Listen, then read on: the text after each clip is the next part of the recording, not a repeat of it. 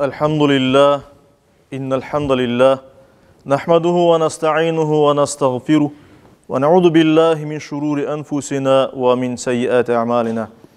Men yehdihillahu fela mudille leh ve men yudlil fela hadiye leh. Neşhedü en la ilahe illallah vahdehu la şerike leh ve neşhedü enne Muhammeden abduhu ve resuluhu erseleh. Ya eyyühellezine amenu İttakullaha hakka tukatih ve la temutunna illa ve entum muslimun. Eyyühen nas, ittaku rabbakum ellezî halakakum min nefsin vâhide ve halaka minha zavceha ve bassa minhuma ricalen kesiren ve nisâe. Ya eyyühellezîne âmenû ittakullaha ve kûlû kavlen sedîda yuslih lekum a'mâlekum ve yaghfir lekum zunûbekum ve men yuti'illâhe ve rasûleh فقد فاز فوزا عظيما. أيها الناس، قال الله تبارك وتعالى في كتابه الكريم: أعوذ بالله من الشيطان الرجيم، بسم الله الرحمن الرحيم. يا أيها الذين آمنوا اتقوا الله ولتنظر نفس ما قدمت لغد واتقوا الله إن الله خبير بما تعملون. صدق الله ربنا الأعلى.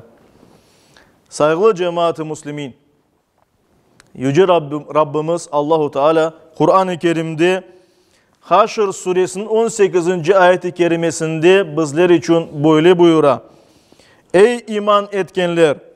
Allah'tan korkun ve herkes yarınga ne hazırlaganına bir baksın. Allah'tan korkunuz. Şüphesiz Allah yapkanlarınızdan haberdardır. Hakim'de ve Beyhaki'de geçen bir hadis-i şerifte ise Peygamberimiz Muhammed Mustafa sallallahu aleyhi ve sellem böyle buyurdu: 5 şey gelmeden evvel 5 şeyinin değerini yaxşı bil. Ölümden evvel hayatının, meşguliyetten evvel boş vakitinin, yokluktan evvel barlıkının, kartlıktan evvel yaşlıkının ve hastalıktan evvel sağlıkının kıymetini bil, dedi Peygamberimiz sallallahu aleyhi ve sellem. Yüce Rabbimiz Allahu Teala bizler için takdir etti ki her birimizin belli kadar Allahu Teala tarafından takdir etilgen bir hayatımız var, umurumuz var.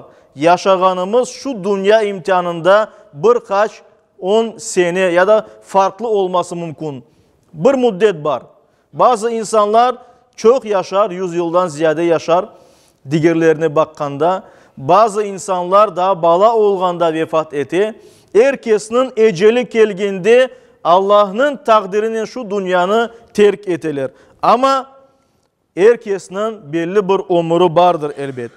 Ve asıl da dinimizde, medeniyetimizde bu İmtihan hayatını en güzel şekilde bir insan, bir Müslüman geçirmek gerektir.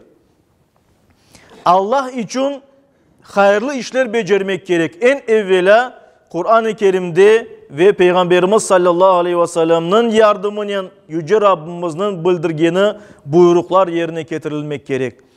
Buyurgan ibadetleri yerine getirilmek gerek. Namaz, oraza, zekat, hacılık, haram ve helalını gözetmek meselesinde her bir Müslüman hassas olmak gerek. Yani buna dikkat ayırmak ve farkına varmak gerek. Bununla beraber birçok insanlar, özüne Müslümanım degen insanlar böyle hayatlarını bayağı bir kısmını ya da bütününü boş geçirilir. Ve boş geçirilgen hayatka biz umur deyip aytmayımız. Çünkü umur hayatımızda hayırlı işlerle doldurulmak gerektir. Demek hayatımız içinde biz iyilikler becersek, güzellikler yapsak, başkalarına güzel misal olsak, özümüzün faziletlerle, güzel asletlerle, güzel çizgilerle donatsak ve bütün yaramay asletlerini, yaramay tabiatlarını yüreğimizden çıkarsak, bizge Yüce Rabbimiz göstergen doğru yolda yürüsek, Allah-u Teala bergen emanetlerini yerine getirsek, nimetlerge şükür etsek, Yüce Rabbimiz üstümüzge koygan, yüklegen mesuliyetlerini, vazifelerini yerine getirsek, o vakit bizim hayatımız güzel bir umurge çevrilmektedir.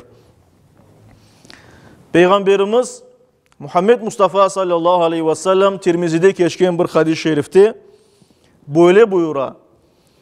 Kıyamet gününde insan şu 5 şeyden hesapka çekilmeyince Allah'ın huzurundan bir yerge kıpırdamaz dey. Ve daha sonra 5 tane aytkanımız şeylerini anmakta. Her bir insan sorulacak yani bazı şeylerden ve bu şeylerden en birincisi umurdur. Bizim umurumuz Allah-u Teala'nın bergen en büyük nimetlerden biridir elbet. Umurumuzu nasıl ve kayerde geçirdik, nasıl şekilde kullandık, nasıl değerlendirdik, hayır işler için mi, okumak için mi, güzel bilgiler toplamak, öğrenmek ve daha sonra insanlara faydalı olmak için mi, yoksa boşuna geçirdik mi? Bunlardan hepsinden elbette ki biz Yüce Rabbimiz katında hesap verecekmiz. Yani bunun hesabını vermeden ahiret gününde tirilgenden son Allah katında hiçbir yerge kıpırdamayacakmız. İkincisi bizim umurumuzun güzel böyle bir kısmı bu yaşlılığımızdır. Yaşlılığımızı nasıl geçirdik? Yaşlılığımızda Allah'a sadık oldu mu? Allah'ın göstergen yolunda olduk mu? Onun hakkında sorulacakmız elbet. Ve ona göre de dinimizde böyle bir anlayış, dinimizce böyle bir anlayış yanlıştır. Ben daha sonra, daha ziyade boş vaktim olsa sonra namaz kılarım, oraza tutarım, hayırlı iş yaparım, camiye bararım, soy sopunu ziyaret ederim. Şimdi çalışan vaktim yok da insanlar. Bazıları pensiyaya kaldıra bu meseleni ama Yüce Rabbimiz değil ki yaşlılığımızdan soracak. Yaş olganda vaktini nege masraf ettik, nege kullandık? Bunun hakkında sorulacakmız. Ve bir kimsenin teminatı yok. Bir kimse bilmey ne vakit eceli ölümü gelecek. Ona göre de pensiyaya kaldırmaya gerek mi? Yüce Rabbimiz Kur'an-ı Kerim'de buyurganı gibi iyilikler yapmakta aşıkınız. Aşıkmak gerek mi saygılı cemaat? Bugün çare var mı bir yaxşılık yapmaya? O yaxşılıkını bugün yapmak gerekmiz. Yarınga kaldırmayık. Çünkü biz bilmeyimiz yarın yaşayacakmız mı, yaşamayacakmız mı? Onu sadece Yüce Rabbimiz Allah-u Teala bilir. Daha da bir mesele var. Allah-u Teala bizim kazançımız hakkında soracak. Yani bu dünyada kazanganlarımız kaydan geldi? Helal yolundan kazandık mı yoksa haram yolundan kazandık mı? Ve kazangandan son bu Allah'ın nimetini kayda masraf ettik. Hayırlı yolga mı yoksa yarama yolga mı? Korantamızga masraf ettik mi? Ballarımızga masraf ettik mi? Onlara güzel aş aldık mı? Güzel aşayt maddeleri aldık mı? Onlarını okuttuk mu? Güzel giyindirdik mi? Yoksa boş şeylerge ya da hatta haram şeylerge masraf ettik mi? Bunların hepsinden Yüce Rabbimiz her birimizden ayrı soracak. Ve bundan da gayrı etrafta olgan muhtaç insanlarga, fakir fukaralarga, muhtaç kimselerge, hastalarga ne kadar yardım ettik kolumuzda olganda ya da cemaatimiz tiklengen yerler olgan camilerge ne kadar yardım etip olduk. Bunların hepsini Yüce Rabbimiz bizden soracaktır elbet. Ona göre de saygılı cemaat-ı muslimin bileyik ki bu dünyada gelgen her şey kazanganımız her şey Allah'tan geli. Biz gayret etemiz bereketini Allah beri. Bir insan birçok şey kazanması mümkün. Milyonlarla para kazanır. Ama o milyonlarla para birkaç günde akıp gitmesi mümkün ondan eğer bereket olmasa. Yüce Rabbimiz her birimizge elbette ki bereket versin ve şu dünya malı kazanganlarımız yüreğimizde yer tutmasın. Çünkü insanın yüreğinde Yüce Rabbimiz Allah-u Teala olmak gerek. Ve bizim güzel niyetlerimiz, gayretlerimiz olmak gerek. İhlasımız olmak gerek. Geleceğimizin o günü kapatmasın. Ona göre de bir şeylerini kazandık mı bu dünyada kaldıracağımız daim onlara kıymet vermek gerekmez. Yani o kadar ziyade değil. Hayırlı işler becermeye, başkalarına yardım etmek için kullanmaya Yüce Rabbim bizge hepimizge bunu nasip eylesin. Ve aytacağım daha bir mesele. Peygamberimiz sallallahu aleyhi ve sellem hadisinde buyurar ki, her bir insan ilimi hakkında soralmaganca yerinden kıpırdamayacak. Allah-u Teala'ya hesap verecek. Yani tırıştı mı dinini ya da faydalı şeyler öğrenmek için, özünü Müslüman olarak yaşatmak için, Müslüman olarak yaşap olmak için minimum dini bilgilerini öğrendi mi insan? Özünü ve Kur'an-tasını bakmak için, cemaatka, insanlara yardım etmek için bir zanaat elde etti mi? Yani güzel, faydalı bilgi kazandı mı, öğrendi mi? Bunun hakkında sorar elbet. Bundan sonra kazangan iliminin amel etti mi, hareket etti mi ya da yok? Ya da Kur'an-ı Kerim'de misal verilgen bazı insanlar dahi kitap yüklü eşek gibi oldu mu? Yani Kur'an-ı Kerim'de böyle bir misal veriliyor. Bazı bir insanlar ilim öğrenirler. İşte onun para kazanırlar belki ama o ilimle hareket etmeyler. İlim onu yaşamak için öğrenirler saygılı cemaat-i Müslümin ve ona göre buna elbette ağırlık vermek gerekmez. Ve okugan, öğrengen ilimimizni hayır ve fayda getirgen şeylerge masraf etmek gerekmez, kullanmak gerekmez.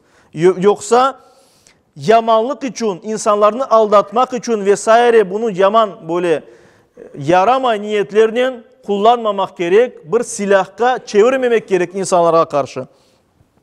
Ve her bir insan öz ilimini güzelliklerinin yayılması için kullanmak gerek ve fitne, fesatka, bozgunlukka sebep vermemek gerek. Aksine bunlarını toktatmak gerek. Ve son olarak saygılı cemaat-i Müslümin, ömrümüzün nimeti büyüktür elbet. Kısa da olsa bu dünyada imtihan edilemiz ve ona göre de ahiret yaşayışı ona göre şekillenecek. Bu dünyada nelerini eksik, ahirette onu biçecekmiz. Savapını bu dünyada kazanıp cennetteki yerimizni, yurtumuzni hazırlayımız. Ona göre de elbette hayatımızga değer vermek gerekmez. Ve bir hatırlayık saygılı cemaat-i Müslümin, biz yaşaganımız takvim boyunca, miladi takvim boyunca yılın sonuna gelemiz. Yılın sonunda ise bizim medeniyetimizde olmayan türlü ya da dinimizge ters gelgen bazı bir vakayalar olup geçe. İnsanlar bizim olmayan bayramlarını kaydeteler ve anda boş eğlencelerge dalalar ya da haram işleyler. İçki içeler, kadınlarla beraber böyle karışıp geteler vesaire. Ahlaksızlık, yani dinimizge ters gelgen, terbiyemizge ters gelgen şeyler yapabilirler. Ve ne acayip ki insanlar her bir devrinin sonunda, her bir vakitinin, belli bir vakitinin sonunda özünü hesapka çekmek gereklir. Ben buna bir yıl geçti, bir yıl içinde neler yaptım ben? Yani Allah-u Teala menden bunların hepsini soracak. Ömrüm hakkında soracak, yaşlılığım hakkında soracak. Neler kazandım, nasıl kazandım, nege masraf ettim. İlim hakkında soracak. Öğrendim mi gerek olan şeylerini, öğrenmedim mi? Bunların hepsini soracak. Biz özümüzge bunu sorayımız mı? Ne acayip ki saygılı cemaat, yılın sonunda Müslümanlar, birçok Müslümanlar oturup buna bir özünü hesapka çekmek yerine yıl içinde neler yaptım, nasıl güzel şeyler yaptım, nasıl hatalar yaptım, bunlardan vazgeçeyim, gelecekte daha yaxşı bir şey yapayım ve gelecek yılga plan dizmek yerine eğlenirler ve yılını haramla bazı vaktlarda başlayırlar. İşte Yüce Rabbimiz bu günlerde hepimizge doğru düşünmek, tefekkür etmek, asıl da düşüngen Müslümanlardan olmak nasip eylesin. Yüce Rabbimiz her birimizge bu günlerde bütün yamanlıklardan, haramlardan, boş vakit geçirmekten uzak olmağa, faydalı şekilde vaktimizni geçirmeye, faydalı umurumuzni geçirmeye nasip eylesin. Ballarımızga da yaşlıklarını hayırlı ve faydalı şekilde yaşamağa nasip eylesin. Özümüz için, yakınlarımız, sevgililerimiz, Kur'an'tamız için, halkımız için, cümle insanlar için fayda getirecek şeyler yapmağa tırışayık, öğreneyik ve inşallah Allah-u Teala bunun savabını bizge nasip eter de biz Allah'ın razılığını ve cennetteki mekanımızını kazanırmız. Yüce Rabbimiz her birimizge ve yakınlarımızga bunu nasip eylesin. Amin.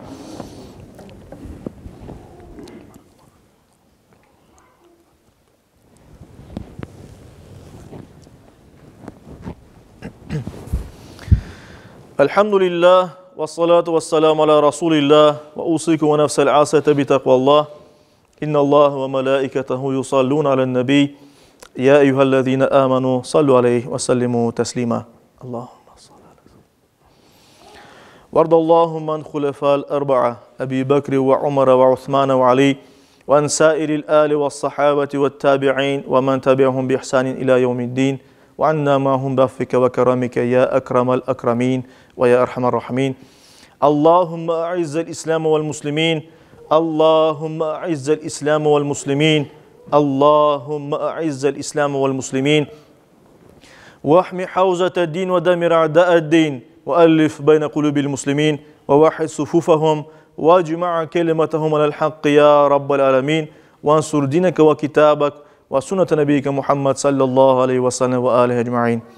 عباد الله إن الله يأمر بالعدل والإحسان وإيتاء ذي القربى وينهى عن الفحشاء والمنكر والبغي يعظكم لعلكم تذكرون. صدق الله ربنا الأعلى وأقيموا الصلاة.